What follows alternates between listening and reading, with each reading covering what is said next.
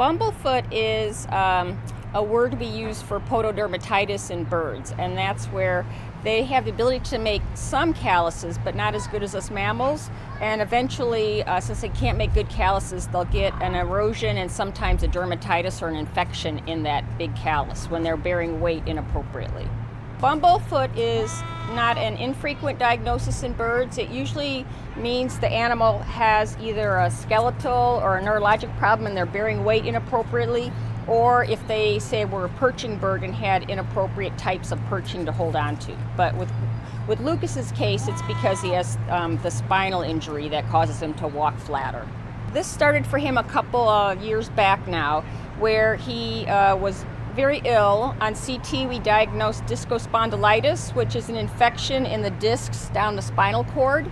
And the inflammation around those infections impacted the spine. So he is just weaker with his nerves and his muscle control. So instead of being up like a normal penguin, he's down flat on what would be like our ankles. One thing that's special about the Therapaw boots that we're using is they're very individual.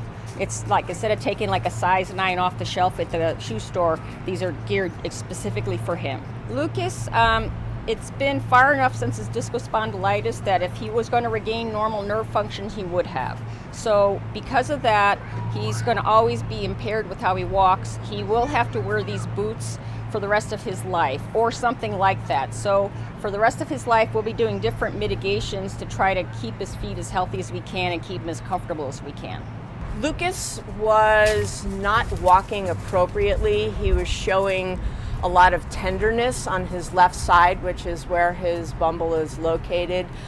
So you would see him listing to the right a bit, and you would see him limping on his left foot.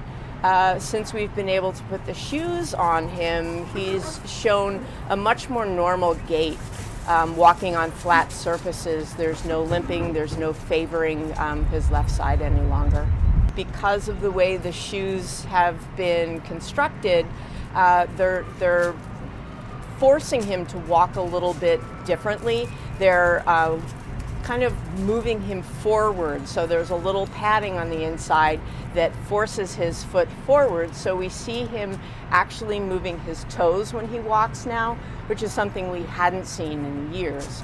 So the shoes are, as we said, this is an evolution, it's a process.